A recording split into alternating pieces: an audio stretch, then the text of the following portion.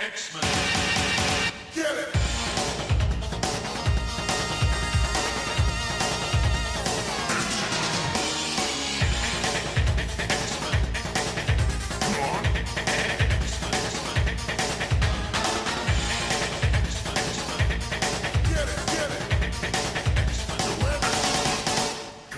Hey everyone, and welcome to Battle of the Atom.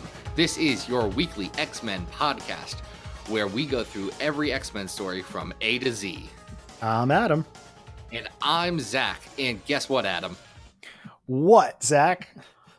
We're not alone this week.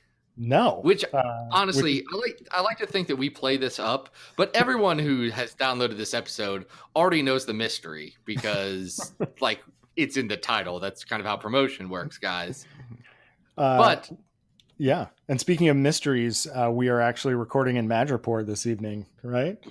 We are, because we've got a special guest. You may know him from Wayward, Glitter Bomb, Champions, Avengers No Surrender, Secret Empire United, Rick and Morty versus Dungeons and Dragons, Hunt for Wolverine, Mystery in Madripoor, and other comics with very long names. It's Jim Zub. Jim, how are we doing tonight? I'm doing good. That was good rundown of a whole slew of titles there. Thank you. Well, I started writing down a few things that you had going on, and I was like, I am typing way more than I expected. I swear I'm not in charge of these long titles. I'm not the one who picks them. Well, I didn't know if you just liked adding colons to stuff, or just jumping extra adjectives and verbs in there just to have some fun. I like doing that with my solicits. I'll make big rambling, like Stan Lee style, bombastic solicits, but I don't necessarily name these titles of these books. They're fine and all. I'm proud of them. It's wonderful. I just, sometimes you're like, it's a bit of a mouthful. We were actually talking off air. Surprisingly, none of these actually with the letter X in them, but we're going to let that slide for now because it has touched on so much of the X-Men universe. That I'm sort of dipping my toes in the mutant waters here, little bits and pieces. Let's just start this out with an X-Men thing. Jim, What's your history? What's your relationship to the X-Men? Was this something that you had a connection to before it became part of your job, or was this something you had to learn along the way?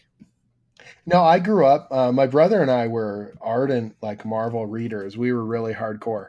So in the 80s, we read a lot of Marvel comics. We got obsessed with the official handbook of the Marvel Universe, and that turned into this sprawling checklist of trying to get first appearances and origin issues and just anything we could get our hands on. And my brother was actually the one who was obsessed with the X-Men, but we both read all of each other's stuff all the time. So I collected Spider-Man, a lot of the Avengers stuff. We would sort of split the Marvel Universe in twain.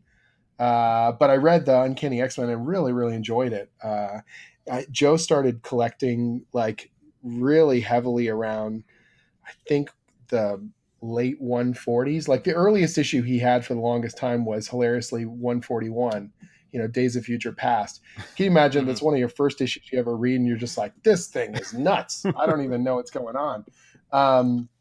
But we loved it. We loved all the books. And then eventually the book I started collecting was Excalibur when it first came out. I really enjoyed Excalibur a lot, but we would both read each other's stuff. I'd read X Factor that Joe was collecting. He would read my Spider-Man comics. And it was just, the collection was sort of this shared mass of Marvel goodness, and we couldn't get enough of it.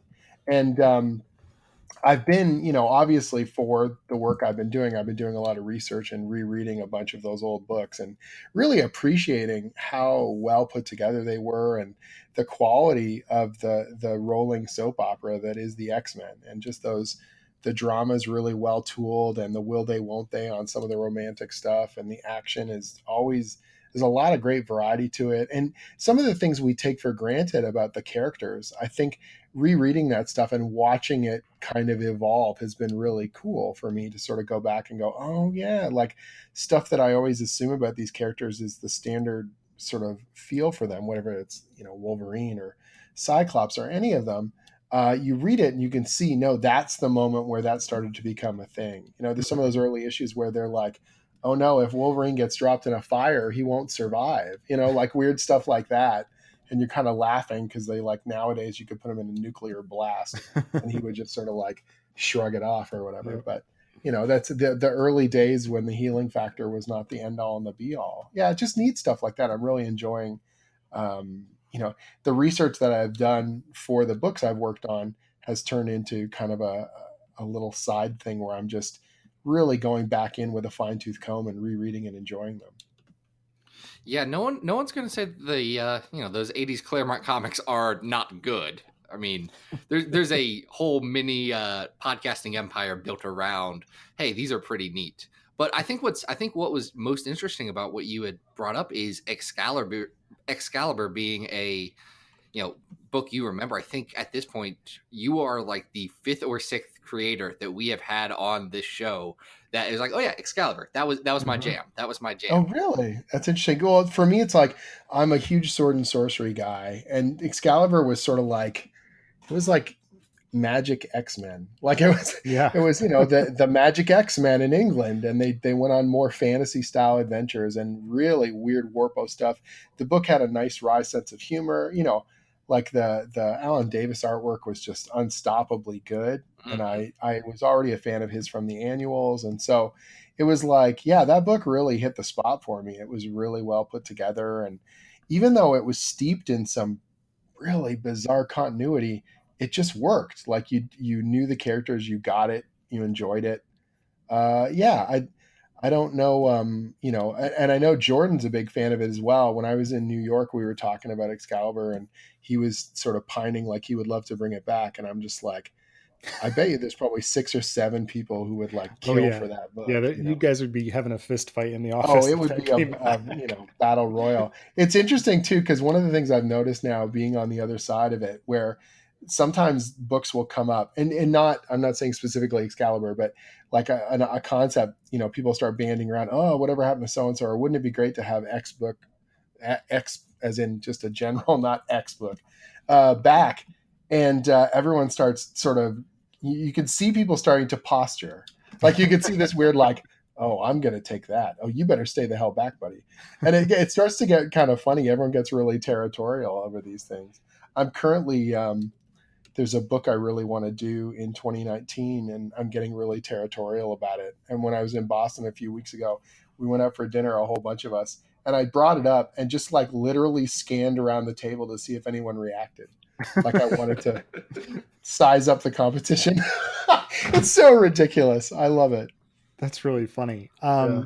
So Jim, you're talking a little bit about behind the scenes stuff here. I want to compliment you because I think the way you came onto my radar originally was not as a writer, but I feel like you've spent an amazing amount of time very patiently answering people's questions about the comics industry.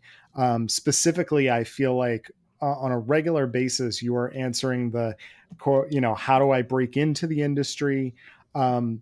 Where does that, because you are very nice and you answer a lot of questions on your blog, on social media. Where does that drive to share your experiences come from?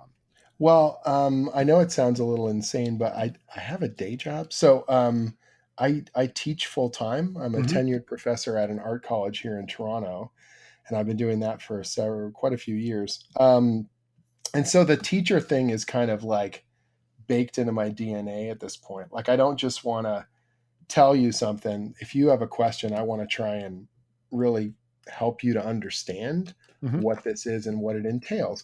And so a lot of times when I was going through this, like I've got a pretty long history with comics in that sense. Like although I'm writing now and it is really where I want to be and what I want to do, I've been working in comics in various capacities since like 2002.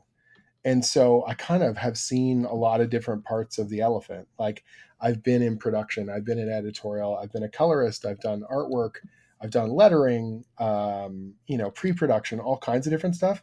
And I feel like that has helped really strengthen, first of all, my work and give a greater appreciation to all the different pieces that go into production. And helped me to understand that, man, I wish I'd known more of this earlier because it would have really helped me as a creator. And so when people ask stuff, and they mean it earnestly, they just want to know. And people are fascinated. I feel like those DVD extras have become part and parcel of the way we want to understand what happens behind the curtain. We want to know what the creative process is. And usually that's a good thing. Like sometimes it can be frustrating that people seem to want to spoiler a story before it comes out, or they want to know everything right now instantaneously.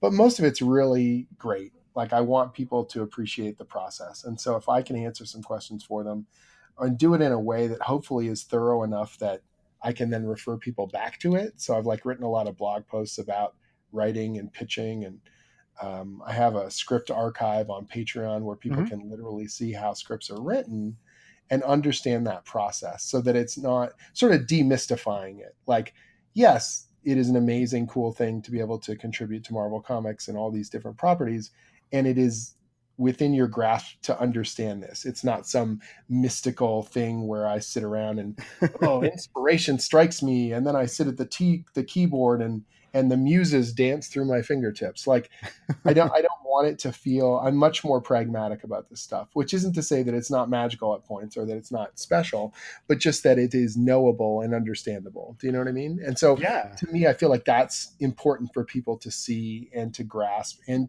in some ways, if they want to tell stories in comics, if they want to make their own creative projects, if I can help them a little bit to demystify some of that, or bring them through the process, so much the better, Yeah. I mean, I can just speak from personal experience that I've found a lot of the resources you put out really insightful. So thanks. Thank you for doing that. I'll tell you what's most interesting for me personally of the stuff that you've put out like that.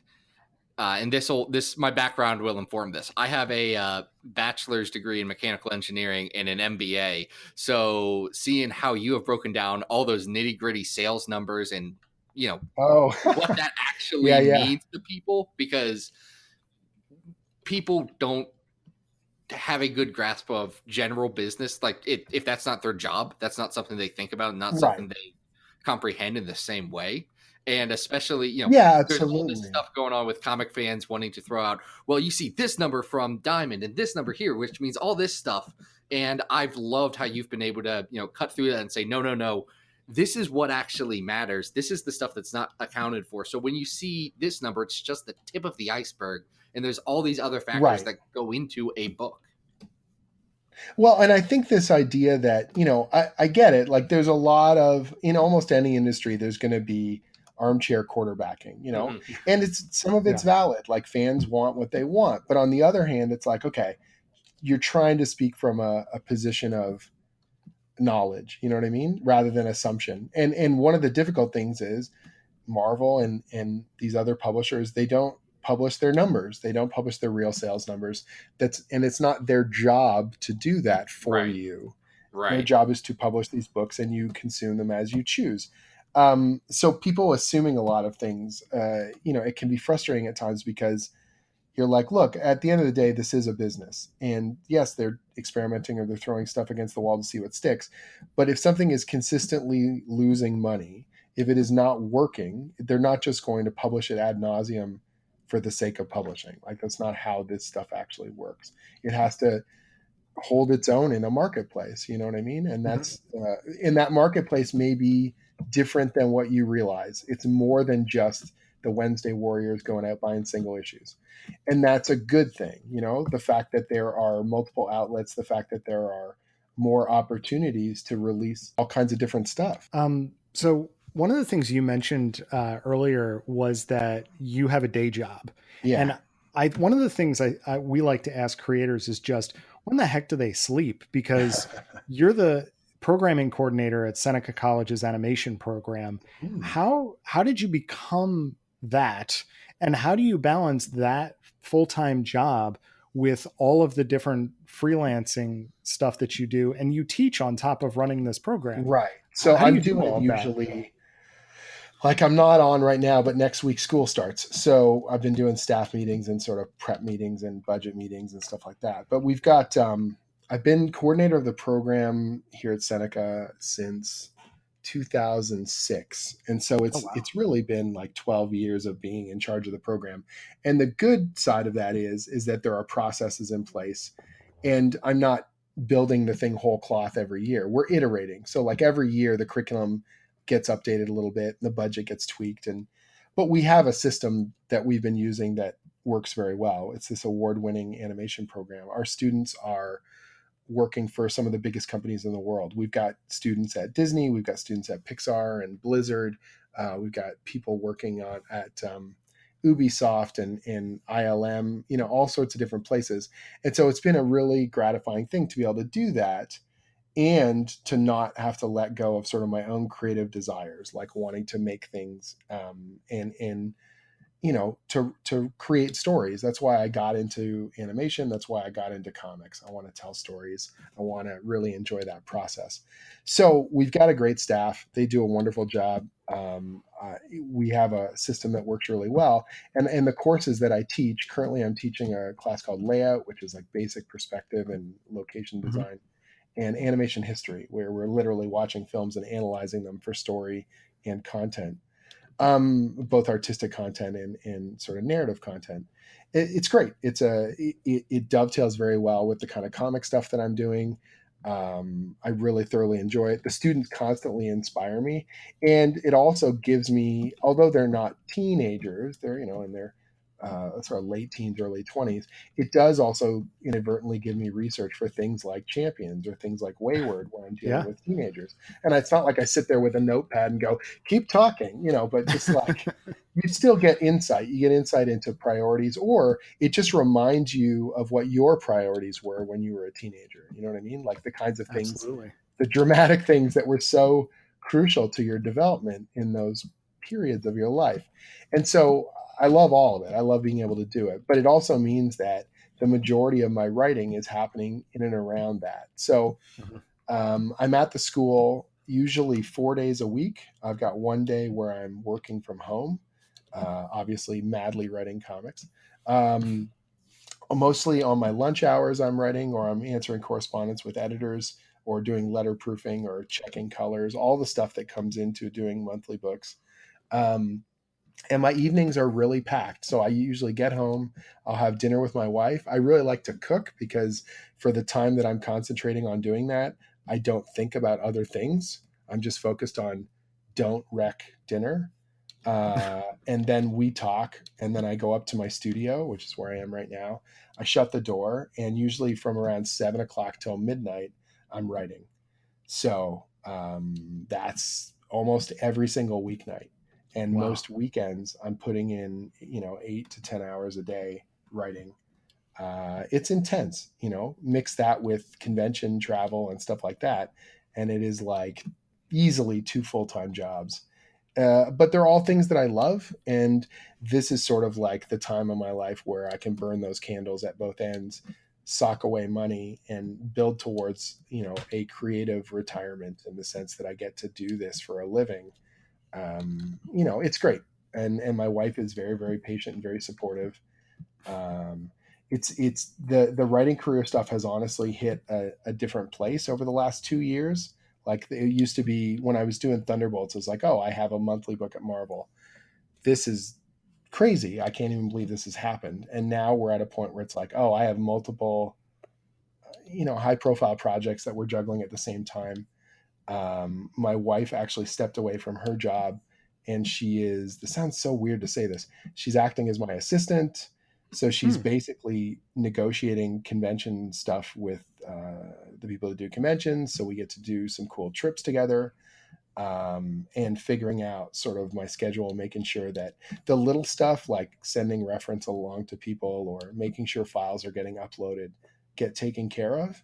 And so that's a really important part of how this thing functions now, so that when I get home, it's literally like, okay, I'm going to go to my office and just write. I'm going to go to my office and deal with whatever emails are most crispy and need to be flipped over, so it's like that kind of stuff. So we have a big convention here in Toronto this weekend called Fan Expo Canada. Mm-hmm.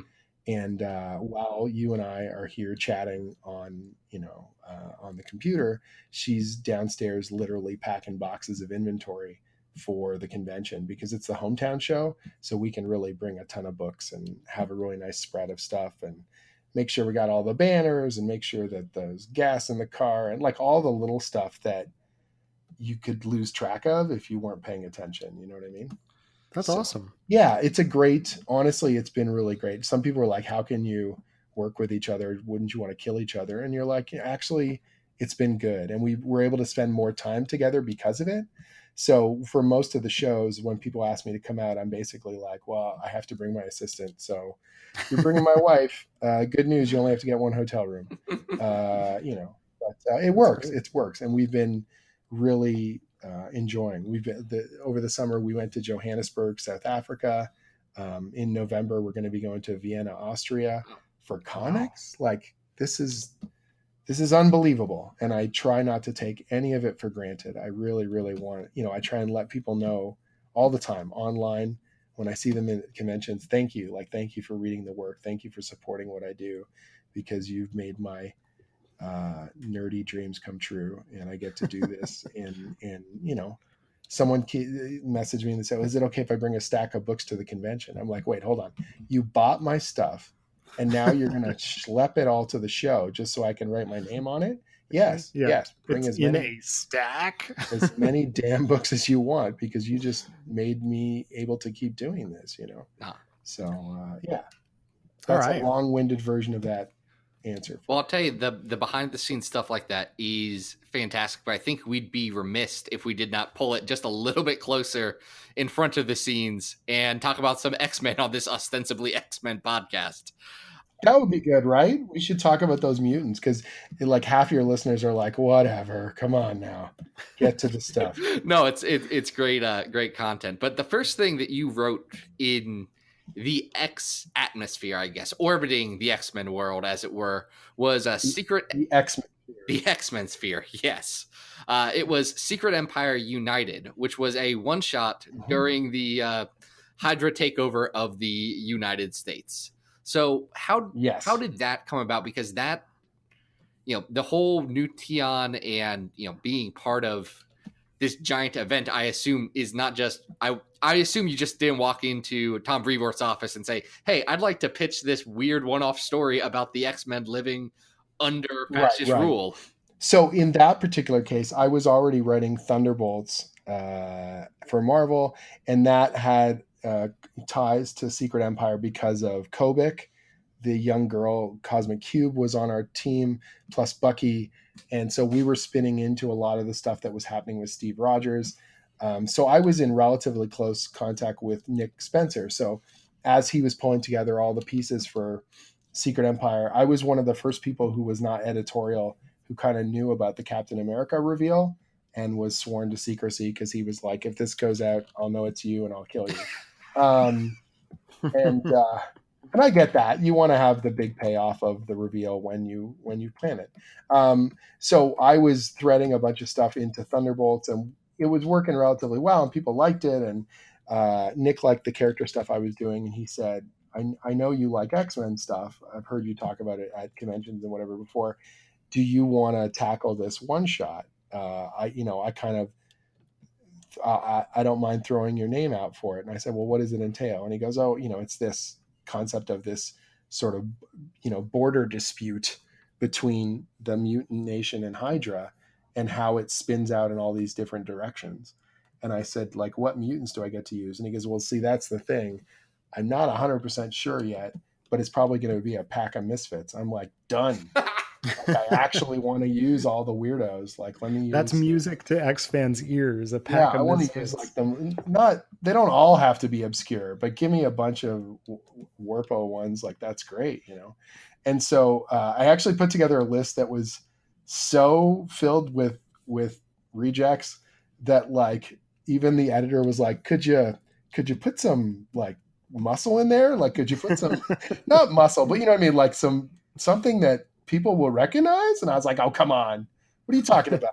More marrow, this will be great. So yeah, I was just throwing all these weirdos in there, and they let me keep most of them, and then I added a few more I guess you'd say mainstream ones. And we sort of threaded how this thing was going to work. The only thing that made me sad was that in the original plan, we were going to keep it a secret that Emma was actually running things. So that was like, this was a piece that Nick had come up with, and he was like, it'll be really cool. People will freak out because they've been wondering where Emma is, and this will be all crazy. And I was like, cool. And then the solicit came out, and it was like, Emma's got her own team of X-Men. And I was like, oh, okay. That's also a way of doing it. That's another, boy. that's a thing that happened. Okay, cool. Well, people are excited, so you just sort of got to roll with it. Now, I remember when that came out, and there were a lot of people very pumped about what the cover shows, Emma punching Nazis, which is an appealing thing to a lot of X fans. Oh, absolutely. Right. And I was like, yeah, that's a cool cover. But the reveal of Emma, again, was supposed to be secret. So I was sort of like, oh, I'm kind of choked because it's a cool cover. And I don't know. And so I was talking to the editor about it. And I said, yeah, in an ideal world, we'd change that cover. And he's like, yeah. And then I didn't hear anything. And then the next thing I knew, they'd changed the cover. And I went, oh, okay. Well, yeah, cool. Great. Yeah. God bless the fact that Chris Bachalo had very similar designs for Emma in Magic in that era, because yes, it ended up working out relatively well. But I'm really proud. I think the issue turned out really cool. And it's got a really nice, like, considering that how much we pack into those 30 pages. It's there's a lot of different thematic stuff. There's some fun little action bits. We cover quite a bit of ground, considering that there weren't that many issues with the new Tian stuff when you get right down to it. So no, yeah, it was a way we had to sort of say a lot in a very short kind of page count, all things considered. Right. Now, I've got to ask, because we consider ourselves, at least I consider myself, and I think Adam would fall into this group, connoisseurs of obscure X-Men. Oh, nice. So who was the most obscure person you had on that very large roster? I need to know. We gotta know. Oh, man. Okay, now this is the annoying part, because now that, of course, I'm on the spot, I have to think of who the most weird one was. If I get the name wrong, I'm going to be really kicking myself. Is it Zurg, the guy with the Morlock who shoots stuff out of his eye? Erg. Talking about Erg. Yes. Zurg. Yeah. That dude was on it. He was on my list originally. I was like, dude's got an eye that shoots lasers. We'll take that. He has been surprisingly prominent in X-Men media with the Morlocks. Erg? Yes, he, like, every animated show that has him, he shows up. Well, it's because he's got a lot of the Morlocks don't really have good visual powers. Like, they don't have the kind of powers, like, as cool as leeches and all that stuff. You're like, okay, your powers turn off. You're like, oh, okay. How about someone that fights? Oh, this guy shoots stuff from his eyeball. Got it. That guy. He's half Cyclops. That's the guy. Yeah, right? Lightning eyeball guy. Yeah, so he's probably the most obscure one that I had in my life.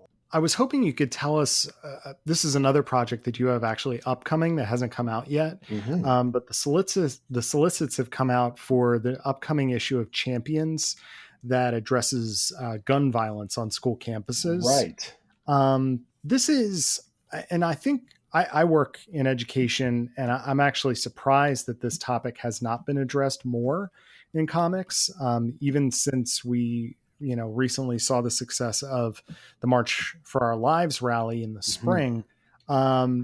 Why did you want to tell this story, and why with the Champions? Well, I felt like particularly the Champions has when Mark had the series, the book has always had a bit of an activist spirit. It's always sort of talked about political issues and current issues. And so although I'm not leaning into that as hard, it's still kind of baked into the way that the book works. And then, the issue itself just seemed to obviously flare up early in the year. And I just thought, man, this is a place where we can actually show kids in school reacting to these kinds of events, how these things actually happen and how it affects them. Rather than just us wagging our finger and saying no more guns. It's about what happens when this sort of thing hits so close to home. How does it change going to school? How does it change your life? I don't want to say any much, more than that plot wise, but that's really where our focal point is. And I felt like the Champions were the best place to do it. That was really, the teenage team at Marvel right now. And that there was a good variety of characters and personalities that would really work for this. And I got to give so much credit to Tom Brevoort, because Tom is pretty fearless about this stuff. The first meeting I ever had with Tom, we had one of the best conversations I've ever had with an editor. And he said to me, he goes, I can be convinced of things. And I'm like, what does that mean? And he goes, well, you know, I think a lot of times writers want to please their editor, and so they just want to get something approved. And he goes, I obviously want you to get things approved as well. But if you really believe in something, if you're really passionate about it, it's okay to fight for it. It's okay to build your case and to bring it to me and try and convince me. I'm not fragile. I'm not brittle. I don't need to win. I just want to tell good stories. And he said, you know, like Ed Brubaker brought me The Winter Soldier. And of course, at first I said, oh, hell no. And eventually that worked out pretty good. You know, so he's like, you know, if you believe in something, make me believe, you know what I mean? And so there's sort of these different conversations. Like Tom and I'll have a regular conversation. It's just, hey, here's the new thing. Here's what I'm working on. Here's what I'm thinking coming up.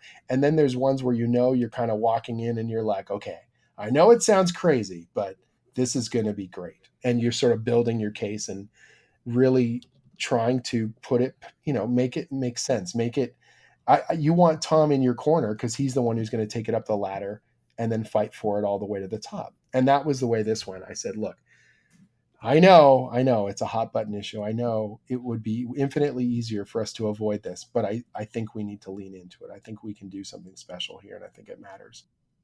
Was there pushback on you know, it's just fear. It's just fear. It's just people afraid of those negative news reports and you know, the political backlash and all that sort of stuff.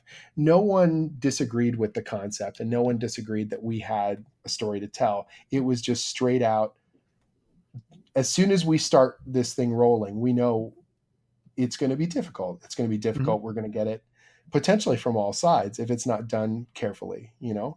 And so first of all, there was this sort of sense of, are we ready to do this? Because once you commit yourself to this, it's a runaway train, you know what I mean? In terms of, we don't know what kind of press coverage we're going to get. We don't know what kind of social media backlash you're going to get. Like, are you ready for that? Mm-hmm. You know, regardless of the quality of the story, regardless of anything else, you have to understand that there are factors here that are out of our control. And I'm like, yep. And it's like, okay, everyone loves the story. They love the concept. Everyone's excited about, you know, the storytelling potential and the emotional payoff and everything that we built. And so then it went through every level of the halls of power. That's the only way I can put it. And in a good way. Like, we got great feedback. We got great, just across the board, everyone, and no one said no. Everyone was just like, are we aware of this? Are we keeping track of that? And that was it. But in terms of the validity of the story and the purity of what we put on the page, it's all there. Like, what I wanted is what we got. And so if people really like the issue, you know, I'm thrilled. And I'm, you know, humbly, you know, Sean and Marcio and everyone on the team worked their hearts into this thing. And if they hate it, like, that is my fault. Like, I'll take that, you know, because I'm the person that initiated this and got the ball rolling. So no, I'm looking forward to it, and I'm really glad that you took the opportunity to, you know, try and do something like this. Zach? Well, I was going to say, obviously, social media backlash and, you know, how people are going to take a story is something you've put a lot of thought into, and I think that dovetails very well into what you're probably most known for in the last few weeks, which has been the Hunt for Wolverine Mystery in Madripoor #4. So this will this part, if you haven't read this, there's going to be spoilers, but like, guys, if you're listening to our podcast, you probably they're listening to an X-Men podcast. I assume they've at least heard. Psylocke's British, or she's in her old body. She was always British. It's a whole thing. Well, she's always been British. I mean, that's kind of the crux of it, isn't it? She's always been British. We did a crazy thing, and honestly, the response has been really good. Like, the majority of people that I've interacted with have been ecstatic or excited. They see the potential in what we're doing, and that these characters always, the X-Men in particular, go through permutations and changes and evolutions in their history, and that this is no different as far as I'm concerned, and a source of really cool storytelling and drama to come. So this is a interesting, exciting idea, and one that I know, at least in the last few years, has been a topic of a lot of discussion amongst the fan community of, hey, this Psylocke thing, in retrospect, what was supposed to initially be like a 3-issue story by Claremont that got stretched out, and here we are 20 plus years later. It's been something a lot of people have been approaching, just what that means and if that was the right move for the character. So I'm curious, what got you thinking that now was the right time to make this change for Psylocke, and how'd that come about?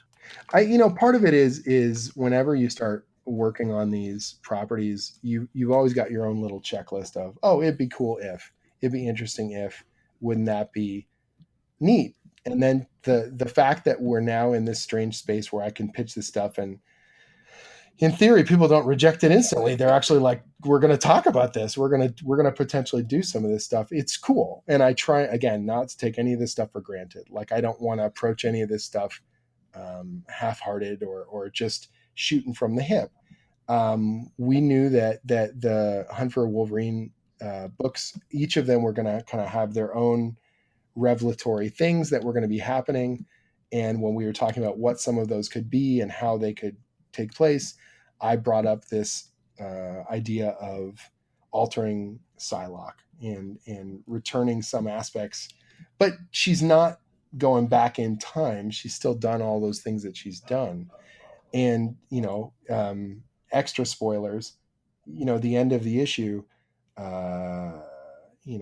Betsy's Japanese body is around. Like, there's not just her as British Betsy. There's more now. And the reason why the team got excited about it and why I think we were able to get any momentum was because I said, we're not losing a character, we're gaining a character. We're going to add a character to the mix that we can work with, as a future ingredient to cool, dramatic X-Men stories. So it's not about negating Betsy or taking away the things that she's done. It's about building new stories with these new ingredients.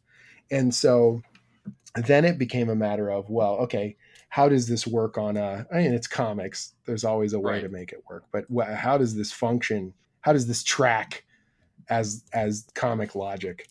And I had a funky way to do that as well. And it was all centered around this obscure villain that Claremont had created called Sapphire Styx. And she's literally, I think she's shown up in 7 issues of Marvel Comics since the late 80s.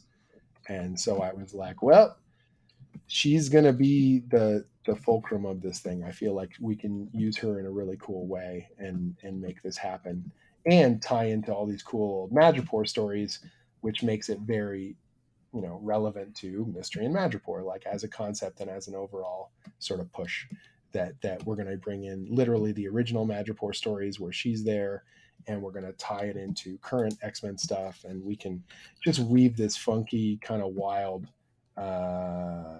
action-packed thing that's full of twists and turns.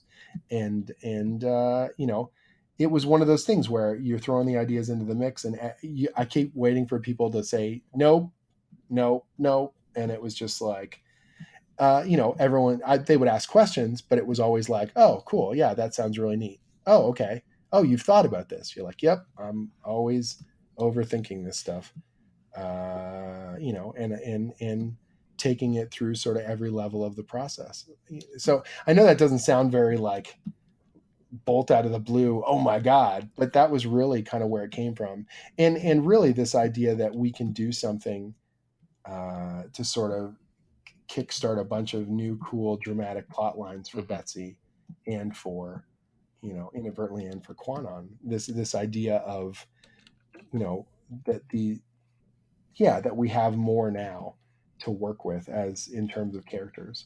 And I knew, of course, there was going to be some contentious, elements to it, and people were going to particularly when it leaked out what was coming before they actually read the issue. So people didn't know that we had the body still in play.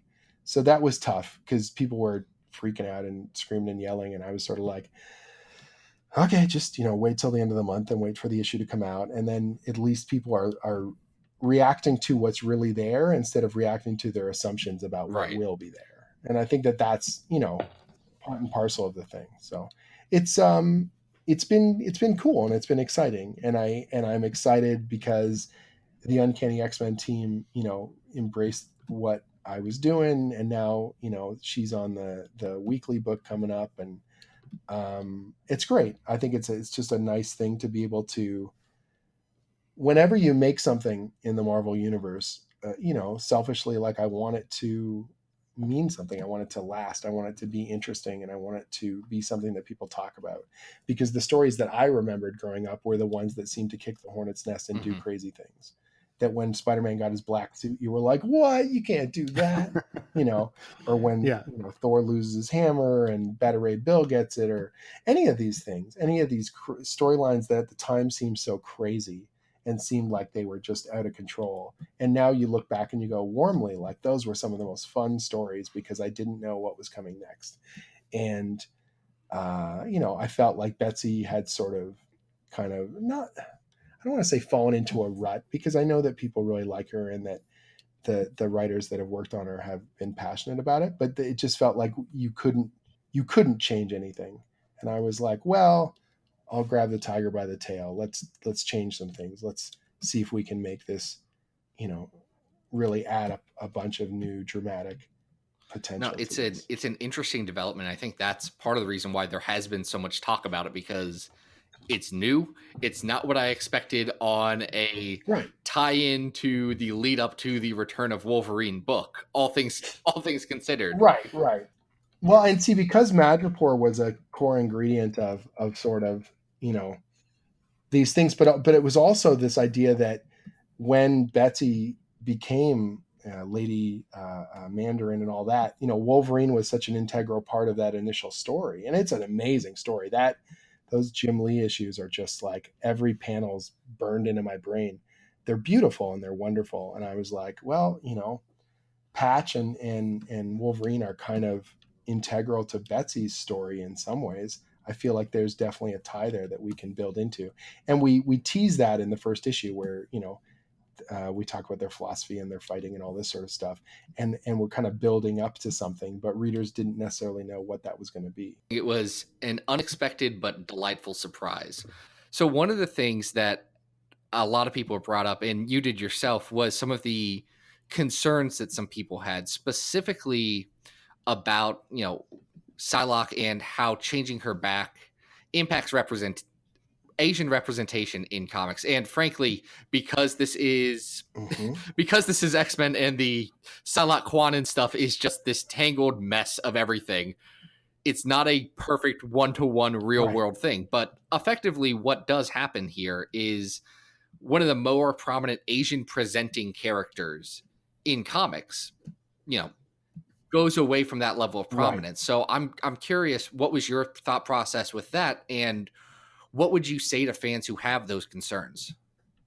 Like, at the end of the day, I'm not here to tell someone what they should believe. Do you know what I mean? Like, I don't want to get into this thing where I go, well, you have to look at the story this way, and this is how it is, and your concerns don't matter, because it's just not the case.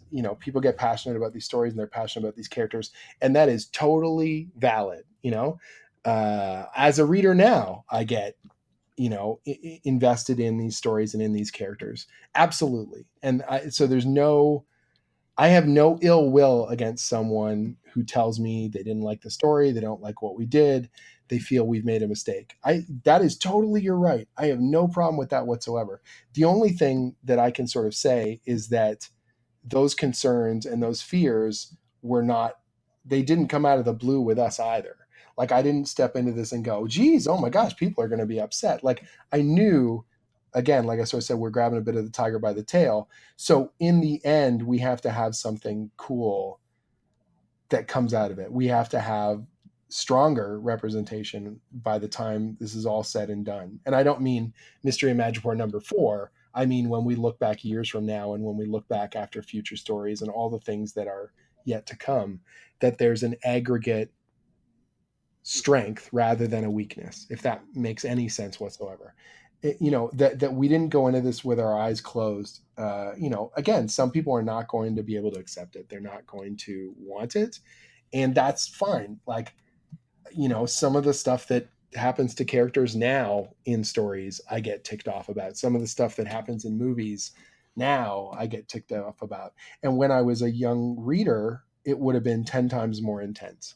So I totally get it. I'm not trying to erase anyone's feelings, or I don't laugh any of this stuff off, but equally, I think it's important to know that if we don't take risks and we don't try and do dramatic things with these characters, they grow stagnant, they grow boring, they grow, they run out of possibilities because people are too afraid to change them. You know what I mean?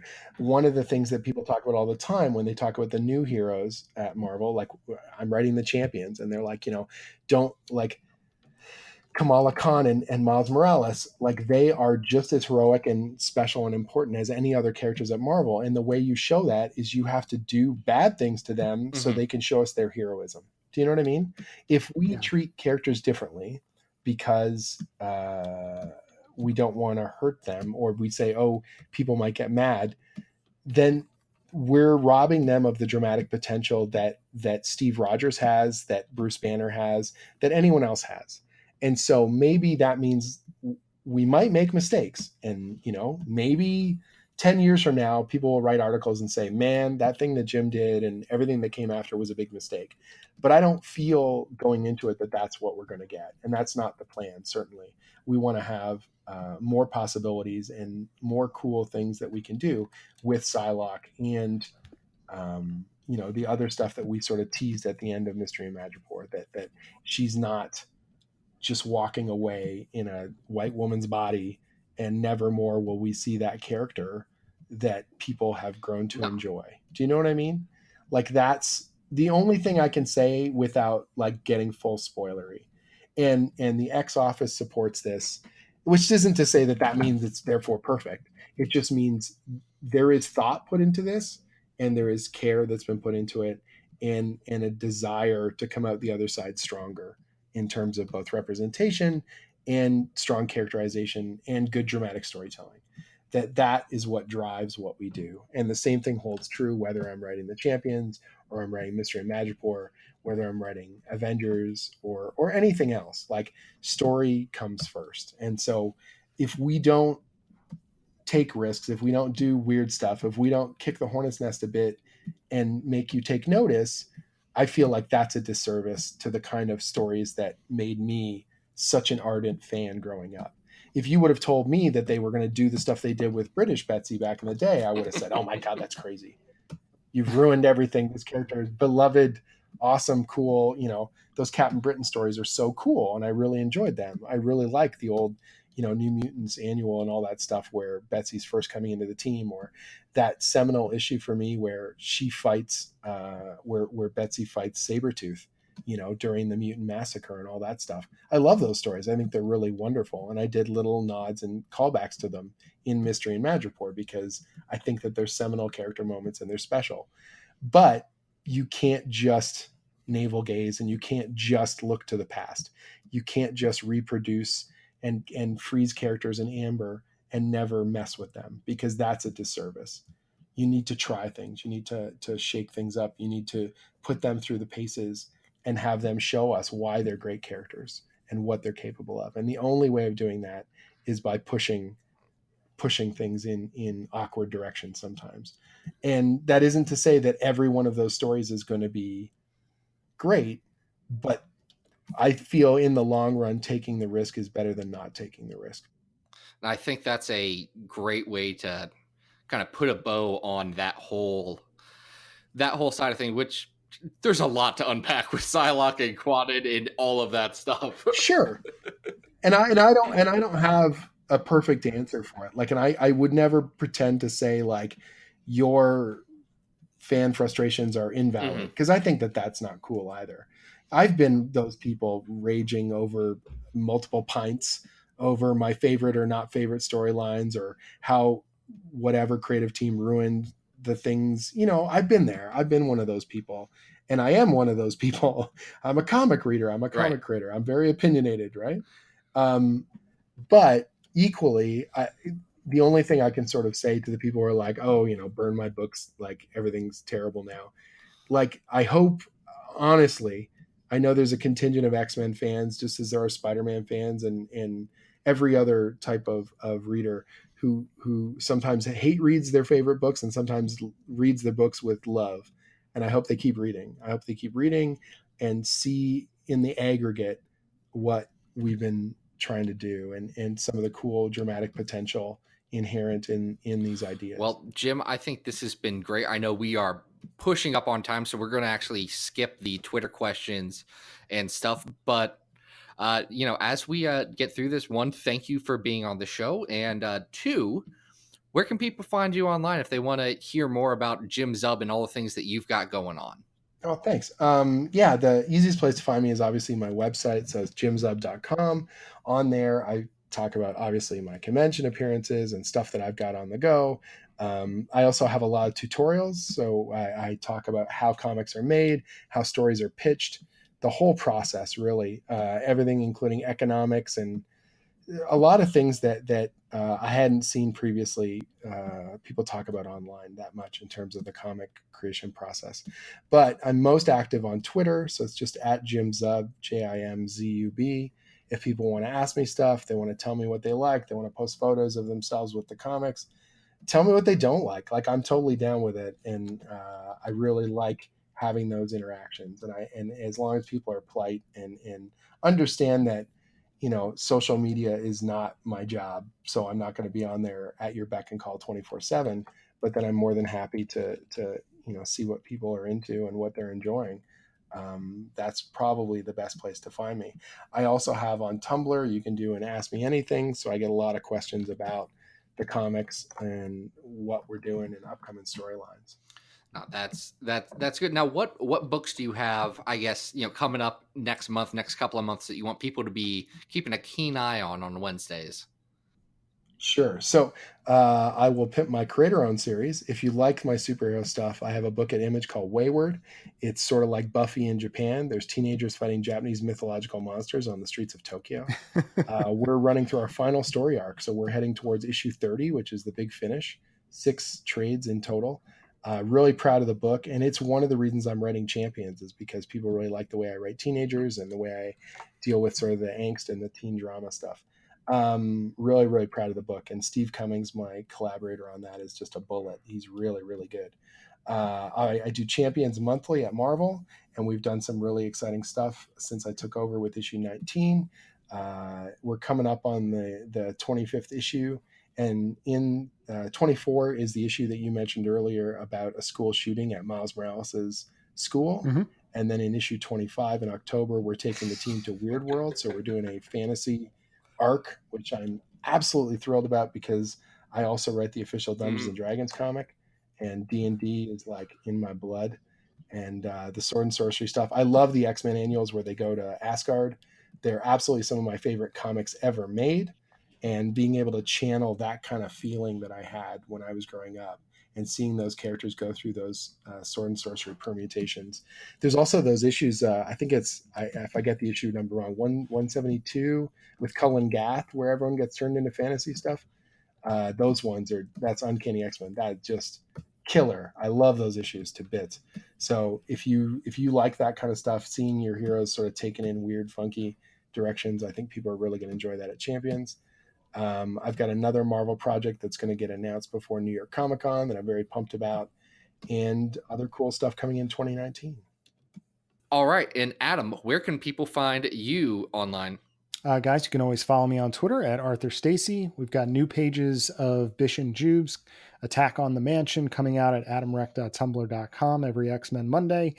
And if you want a copy of the Search for Bish and Jubes, you can go over, get a copy for $1 over at adamrec.bigcartel.com. Zach, where can they find you? You can find me on Twitter at Xavier Files or at XavierFiles.com. That's also where we put all of the episodes and everything that goes on in the Xavier Files media empire that's pretty much orbiting around X-Men at any given time. I do want to put a quick plug. As long as you don't have any legal requirements to not be able to read Bish and Jubes, you should go read Bish and Jubes. It's a very, very good comic.